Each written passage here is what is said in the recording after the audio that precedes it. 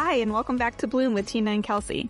Today, we're diving into the power of your why, the deep-rooted reason behind the choices you make, the business you build, and the life you're creating. Whether it's health, financial freedom, or the desire to explore new possibilities, your why is what keeps you going even when the how feels uncertain. We'll share our own journeys, the shifts we've made, and how staying connected to our why and the life we're trying to create has shaped our paths. So let's get to it. Hi, everybody.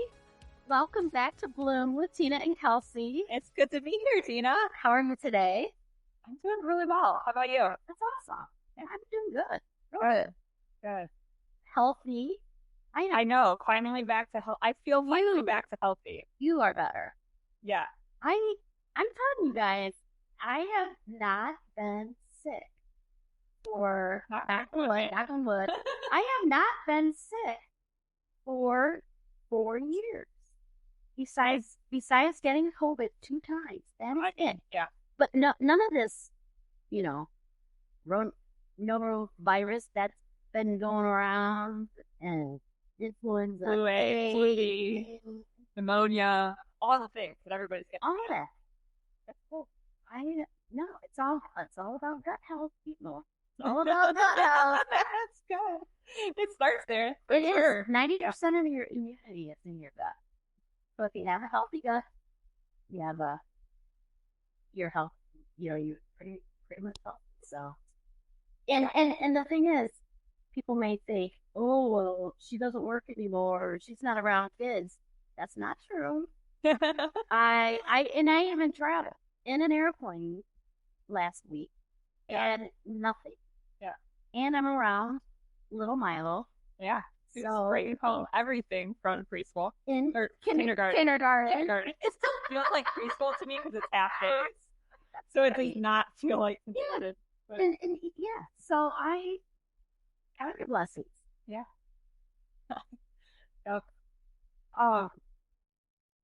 So kind of as a change of topic, but the thing I wanted to talk about today is, and maybe it relates to exactly what we were just talking about, but what is your why? And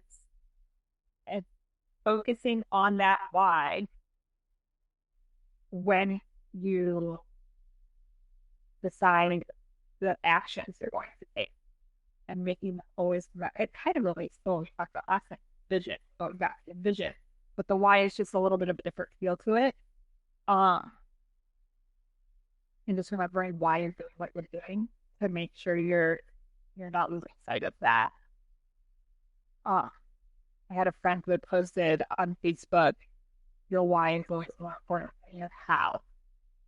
And that really resonated because the how could shift the change, but the why usually stays pretty solid. And why is because I feel so good. I feel so good physically, mentally, that I feel like I'm 30 years old. Seriously. Yeah. That's like 25 years younger than what I actually am. But I physically and mentally feel so much better than I have ever felt before. Yeah. And with me feeling so much better myself, I want to help so many other people feel that. Yeah. Yeah. That's really good. And I feel like a why, when I think of my why, it's twofold. And for so long, I thought of it the way you just talked about it, in terms of kind of my mission or the reason I'm doing this business, and creating the mission statement or the vision statement for that business.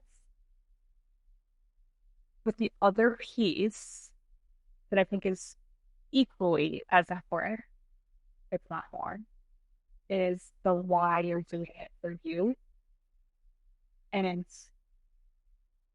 I've had somebody in one of my mastermind groups that has said some things that remind me that it's okay to have that why as well, to have that he always terms it as, what are you solving for? And meaning, what do you want this business to be for you? What's it creating for you and your family or you personally? Not just what it's doing for your clients and the people you're trying to help, but also like the reason we become entrepreneurs and do these things, a big piece of that is for the life that it creates for us too. And knowing that that's okay. Yeah. That's part of it. And it's okay to feel that way and to want those things. Well, for me, it's about time freedom and being able to work on my own time, my own hours, and having that time to be with family that I did not have before, working 12-hour shifts every other weekend for 30 some years. So, but time freedom is a huge why. And,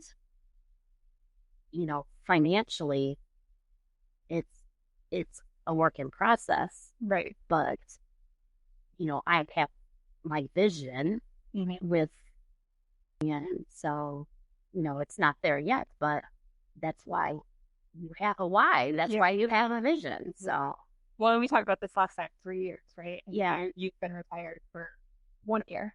Right. A little over a year. Right. But just like right now, it's time freedom, but then, it's hopefully going to be financial freedom, years from now. So, yeah, that's why. Yeah. And then just feels so good helping other people. Yeah. And that's that caregiving. And yes. I'm still taking care of people. Yeah. As a nurse. So. Yes. And I was just going to say that you've always been that caregiver taking care of people. But I think in this capacity, it shifts to not just like an interaction, but you have people who you're taking with you. Right. You're creating the community. Right. It's not just a transaction. Right. I felt that shift when I went from banking into financial advising. Because I've started as a teller at a bank up through different positions within the retail banking. Yeah. But it was always still very transactional when I was at the bank. You know what I mean? Like, I loved it because I still got to interact with people and I was helping them solve like short-term problems, but it was like short-term problems. And now it's much more building relationships with people long-term, helping them vision goals. It's long-term relationship building. Yeah. It's more personal. It's much more personal and getting to walk alongside them through the journey and not just transactional, which is super fun. That's nice. Yeah. So I think when I made that shift into being a financial advisor, that was like 10 years ago. And a huge part of my why at that point was the time freedom that you're talking about. The flexibility of being a financial advisor is actually like, even when I was working for a larger company and not doing my own, the flexibility was there of being able to take off when the kids are sick, being able to take off to go on a field trip with your kids. Like I did a lot of that type of stuff.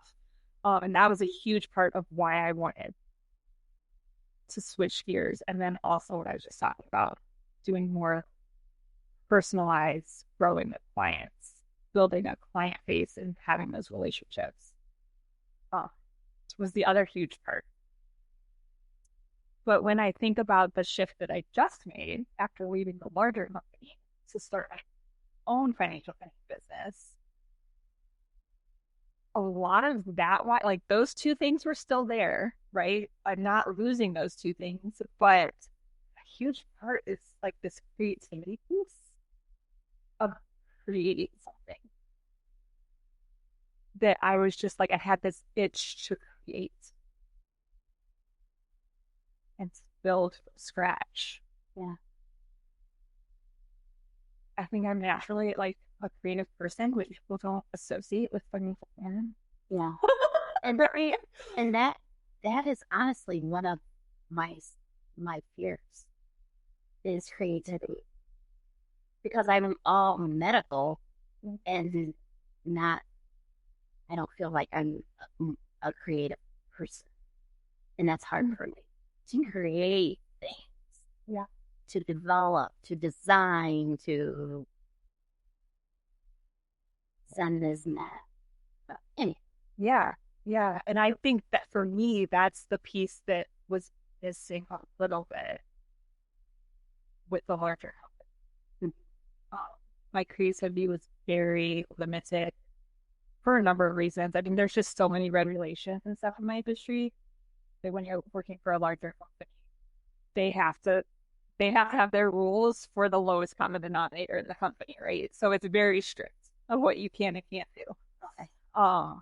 Whereas when it's just me, now I'm the one in charge of my own compliance, and so I can have a lot more freedom to create the things I want to create. Right. That makes sense to me for what I see my clients need and want.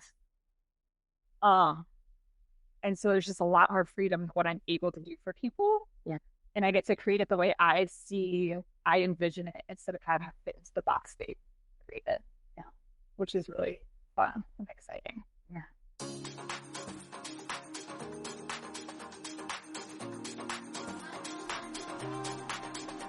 Let's talk about money for a second. How do you feel about it? Excited? At ease? Or maybe a little stressed? Maybe a lot stressed? Here's the thing. Most of us weren't taught how to feel good about money. Instead, we carry around guilt, fear, or confusion about how to make it, how to use it, and how to keep it in a way that actually supports the life we want. That's exactly why I created Turning Points, a mindful money workshop. This isn't just another financial seminar. This is a transformational experience. We're blending guided meditation, deep journaling, and open conversation to help you break through the old money stories that have been holding you back so you can step into a mindset of ease, confidence, and abundance. If you're a business owner struggling to own your worth, or you're making more money but still feeling weird about having it, this workshop's for you. Join me on March 12th in Toledo, Ohio, or on March 15th in Wapakoneta, Ohio, and start reshaping your money mindset in a way that feels good. Go to apricityfp.com/workshop. That's apricityfp.com/workshop, or hit the link in the show notes to sign up. It's time to change your relationship with money for good. I can't wait to see you there.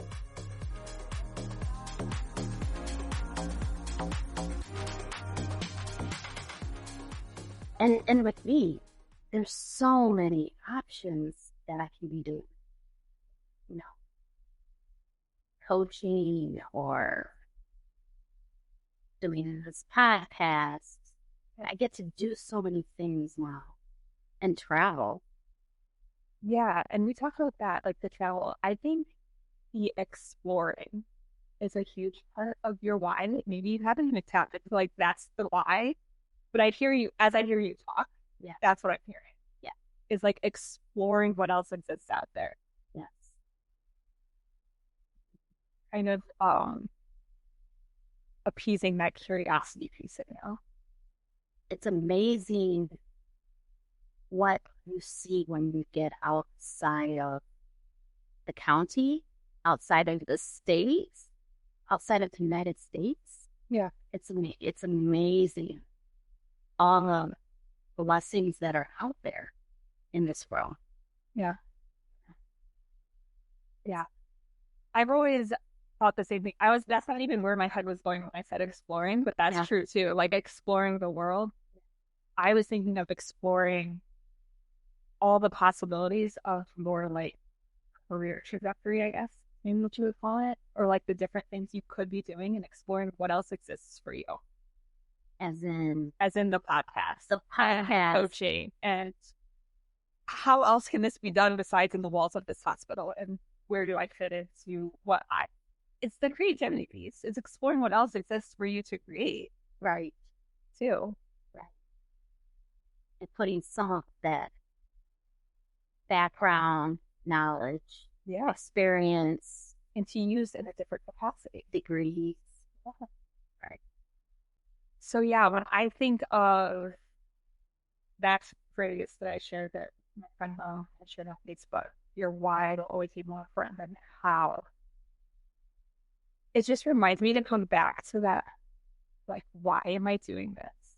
This is my creative outlet. This is my time to explore me and what I want to create in this world outside of being mom and being wife and being keeper of the home. And like, I need that space of creativity. That's what all of this other stuff is for me.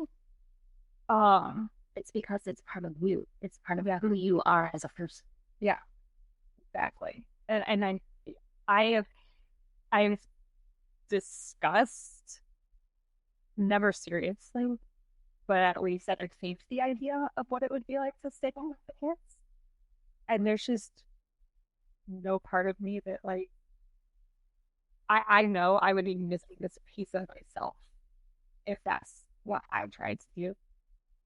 And I admire women who do it, but I just know I would not be the best version of myself because I would be missing this piece of myself. I tried to do that. So for me, this season of building something and having this massive amount of flexibility as I'm building it for myself allows me to kind of do both. To be both because of the amount of flexibility I've given myself and the permission to build what I need to build for me and not what everybody else is trying to build. That is so our mission. Yeah. That is our mission. It's our vision. Yeah. It's our vision. Well, okay, so we have the mission statement that you wrote when we first started. Yes. So let's start with the mission statement for the podcast. Our mission is to empower women to be true to themselves in every aspect of life. And then our vision statement is we all share the powerful personal stories of women who have challenged society's expectation in order to create their own happiness and find the best version of themselves. By encouraging women to prioritize their own self-care, we will inspire them to create happier, healthier lives for themselves and their families. Yeah. And is it crazy that for me, my job feels like part of my self-care for myself so that I can be a happier, healthier version of myself and my family? Like, that's what I want for people. I mean, women, but everybody. Like, that we can do the things that make us the best versions of ourselves and that work doesn't have to be this, like, drag that you have to do to get a paycheck to pay the bills. Like, do something that fills your cup. Exactly. In some way. It doesn't have to be that, like, the thing you're doing, you're an HVAC person, okay? It doesn't have to be that is, like, being the HVAC person is the thing that fills your cup, but the interactions you have while you're there can be a thing that fills your cup. Yeah. The relationships you're building in the office or at the hospital can be a part of what fills your cup. It's perspective. Well, I'm sure there are people in their positions that have a pool or a tub or a God tap to do other things in their lives, right? Here's a story for you. Just last night, I was out with a friend, and she is going to be retiring in a year, okay? And I'm not going to say who she is, where she works, but she wants to retire, and she wants to be a stewardess. Oh, cool. A flight attendant. Yeah. And she's going to be 65. And she wants to go back and do this. And I said to her, that is so awesome. That is amazing. I said, you can do it. You know, that is what you want to do it. And the thing is she wanted to be a flight attendant when she was in high school. But I guess they had certain requirements that you had to weigh a certain amount at that time. I know. And so now, since they don't, Yeah. that's what she wants us to do. Isn't that good for her? And I was just like, Yeah, that's amazing. great. That's amazing. And she's just, to me, she was just like, I want to do this because just like what you're doing, you know, I left my position even though I wasn't sure exactly what I was going to be doing, because I just knew that there was something bigger and better out there for me. But yet, having that ability to go back and do what you always wanted to do. Yeah. And it doesn't have to be just because society expects you to do this and that.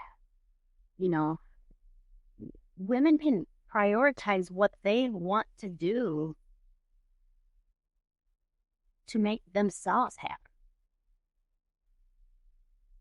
And in the process of doing that, I think what we miss so often is that in that process, you are becoming the person that the rest of it's right. Create your own happiness, yet also you're creating happiness around you, especially with those that you love in the same household. right. Because there is an energy that a mom carries in a household. Do you know what I mean?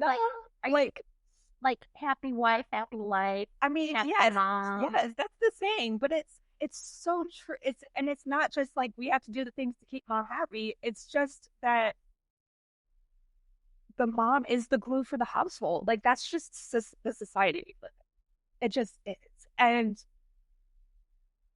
the mom kind of creates the energy in the home in so many ways, and the dad or the husband or whatever can too. But what I've witnessed and what I know exists in my life is that most often the mom sets the tone. But I will say too that Jonathan and I have talked about when one of us has gotten it, doesn't matter which one, that energy shift is felt by the whole house. Like we both do lean on each other's energy quite a bit. Yeah. Back and forth, you know. But I've had this conversation with another woman that she was talking about what a struggle it is when she's gone, and it's the energy shift. Yeah. You know, it's the energy shift of like that. It's not even just the things you're doing. It's not just the dishes getting done and the laundry getting done. And you can line up all that stuff when you leave town, but the energy shift is still different. And I think that too often we overlook how much us being able to take care of ourselves, whether it is having a job outside of the home or being able to go for a run every day or being able to spend time with friends once in a while, like how much whatever those things are that we need to be the best version of ourselves matters to the entire family because of the energy shift it creates in our homes. And the kids feel it. I was going to say, can you tell with the kids when Jonathan is gone? Oh, yeah. How are they different? So he brings a lot of that playful energy in our home. Okay. And they miss it. They miss it when he's not there. Because he will come home from work and get on or play football with them or wrestle or whatever it is that night, right? Or so he brings that playful energy into our house and very missed when he's gone. And And I feel like his energy is easier to put that, like, I don't know, for me, when I'm gone, I think it's that nurturing energy that they're missing. But I will say too, this applies to men as well as women, because when Jonathan is exhausted from work, which also happens sometimes, like, we're also missing that playful energy in the house then, in those moments too. It's not just like physical absence, right? It's affecting the whole family. It is. You too. Yeah. I can hear it. Yeah. Yeah. So take care of yourselves. That's the assignment to walk away with today. We started by talking about why, like, already why. But I think also knowing what the why is for the life you're trying to create, like coming back to that and recognizing that it's okay for that why, especially for you entrepreneurs out there, for part of it to be about what you want out of this, and not just how you want to impact the world, but how you want to impact yourself and those closest to you. Thanks for joining us today, guys. We look forward to talking to you next week. Bye-bye. Thank you so much for tuning in to another episode of Bloom with Tina and Kelsey. Your support truly means the world to us, and we're so grateful to have you as part of our blossoming community. We hope you enjoyed this week's conversation and found inspiration in our discussions. Don't forget to subscribe so you never miss an episode. And if you love what you hear, please consider leaving us a review. Your feedback helps us grow and reach more listeners like you. Join us next week for another exciting episode filled with insights, laughter, and growth. We can't wait to share it with you. Keep blowing and see you soon.